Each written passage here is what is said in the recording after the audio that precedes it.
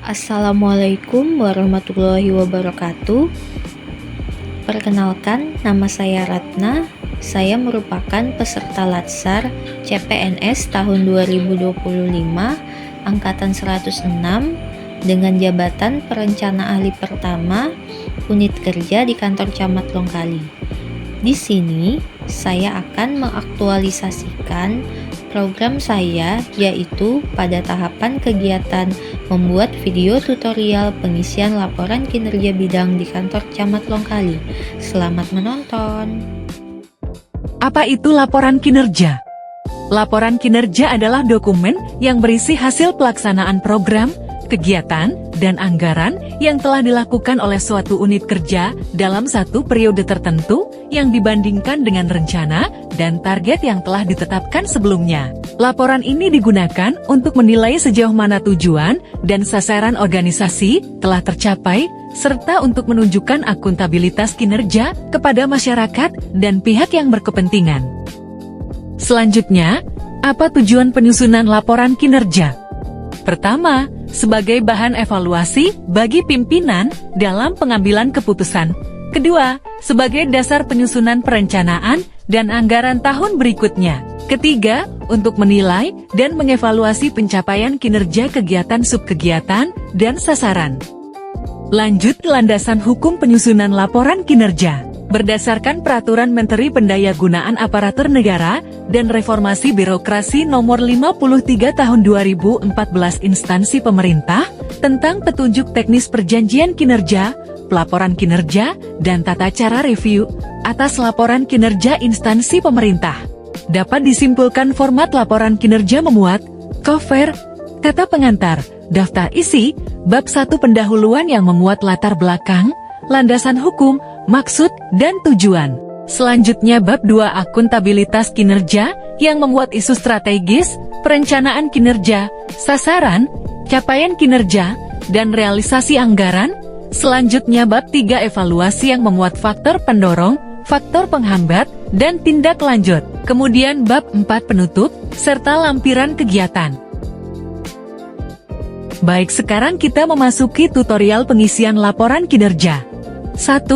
Cover laporan kinerja. Untuk membuat cover disesuaikan dengan kreativitas serta kegiatan bidang. Untuk membuatnya bisa menggunakan aplikasi Canva.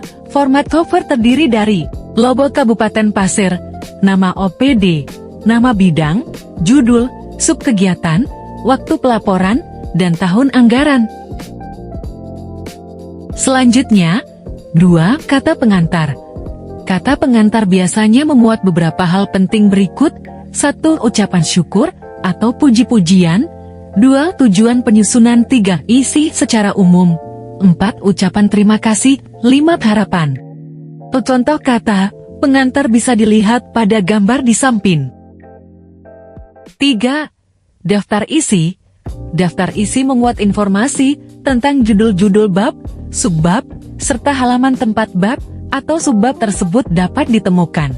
Tujuan utama dari daftar isi untuk memudahkan pembaca dalam menavigasi dan mencari informasi yang mereka butuhkan dalam dokumen yang cukup panjang. 4. Bab 1 pendahuluan. Pendahuluan memuat 1.1 latar belakang. Bagian ini menjelaskan alasan pentingnya penyusunan laporan kinerja, isi yang perlu dicantumkan, kondisi pelaksanaan tugas, dan fungsi bidang. Alasan perlunya laporan kinerja untuk mewujudkan akuntabilitas dan transparansi, dan hubungan laporan kinerja dengan peningkatan pelayanan publik. 1.2 Landasan hukum merupakan pijakan yuridis yang menjadi acuan sah dalam pelaksanaan suatu tindakan, kebijakan, peraturan, atau program. 1.3 Maksud dan tujuan. Maksud adalah alasan utama atau latar belakang mengapa laporan tersebut dibuat. Tujuan adalah hasil atau sasaran yang ingin dicapai melalui laporan tersebut. 5. Bab 2 akuntabilitas kinerja. Dalam bab 2 akuntabilitas kinerja mencakup 1. Isu strategis. Isu strategis adalah masalah, tantangan, atau hambatan yang mengganggu kegiatan. Contoh, kurangnya pemahaman staf terhadap format laporan kinerja dan ketidakterpaduan data antar bidang. 2.1 Isu strategis. Isu strategis adalah masalah, tantangan, atau hambatan utama yang memiliki pengaruh signifikan terhadap pencapaian tujuan organisasi dan memerlukan penanganan prioritas agar program dan kegiatan tetap berjalan efektif, efisien, dan sesuai target. Contoh format pengisian, kurangnya pemahaman staf terhadap format laporan kinerja dan ketidakterpaduan data antar bidang. 2.2 Perencanaan kinerja. Perencanaan kinerja adalah proses menetapkan target, indikator, dan langkah kerja yang akan dilakukan oleh suatu unit kerja dalam satu periode. Untuk mencapai tujuan organisasi, gunakan format tabel berikut. 2.3 Sasaran. Sasaran adalah pihak atau pihak-pihak yang menjadi tujuan penerima manfaat atau pengguna dari suatu kegiatan atau laporan yang diharapkan memperoleh informasi, manfaat, atau hasil dari pelaksanaan kegiatan tersebut. Contoh sasaran kegiatan penanganan stunting yaitu bayi dan balita, ibu hamil, keluarga dan orang tua, serta masyarakat luas. 2.4 Capaian kinerja. Capaian kinerja adalah tingkat keberhasilan yang telah dicapai oleh suatu organisasi, unit kerja, atau program dalam melaksanakan kegiatan sesuai dengan target, sasaran, dan indikator kinerja yang telah ditetapkan sebelumnya. Dapat dilihat tabel capaian kinerja sebagai berikut.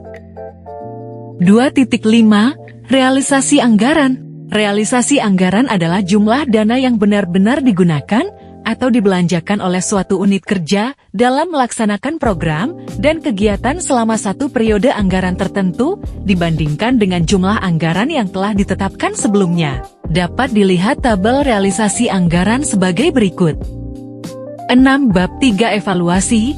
Dalam bab 3 evaluasi mencakup 3.1 faktor pendorong, yaitu hal-hal yang mendukung keberhasilan pelaksanaan kegiatan, contoh, dukungan pimpinan, semangat kerja aparatur, serta koordinasi antar bidang yang baik. 3.2 faktor penghambat, yaitu kendala yang dihadapi dalam pelaksanaan kegiatan. Contoh, keterbatasan SDM, keterlambatan data, serta kendala teknis perangkat digital. 3.3 Tindak lanjut, yaitu rencana perbaikan untuk meningkatkan kinerja tahun berikutnya. Contoh, melaksanakan bimbingan teknis pelaporan kinerja, memperkuat koordinasi antar bidang, dan menerapkan sistem pelaporan berbasis digital. 7. Bab 4 Penutup merupakan kesimpulan umum serta harapan terhadap peningkatan kinerja. Contoh pengisian, dengan tersusunnya laporan kinerja ini, diharapkan seluruh bidang di Kecamatan Longkali dapat meningkatkan efektivitas pelaksanaan program dan kegiatan, serta memperkuat budaya kerja yang akuntabel dan berorientasi hasil. 8. Lampiran kegiatan merupakan lampiran dokumen pendukung seperti daftar hadir kegiatan, foto dokumentasi, notulen rapat, serta rekap capaian kegiatan per bulan atau triwulan. Baik Bapak Ibu, mungkin cukup ini saja yang dapat saya sampaikan. Semoga materi yang saya sampaikan tadi bisa menjadi acuan resmi bagi seluruh bidang dalam melaksanakan penyusunan laporan kinerja secara seragam, sistematis, dan akuntabel. Dengan adanya video tutorial ini, diharapkan setiap pegawai dapat berperan aktif dalam meningkatkan kualitas pelaporan kinerja. Cukup sekian, dan terima kasih. Wassalamualaikum warahmatullahi wabarakatuh.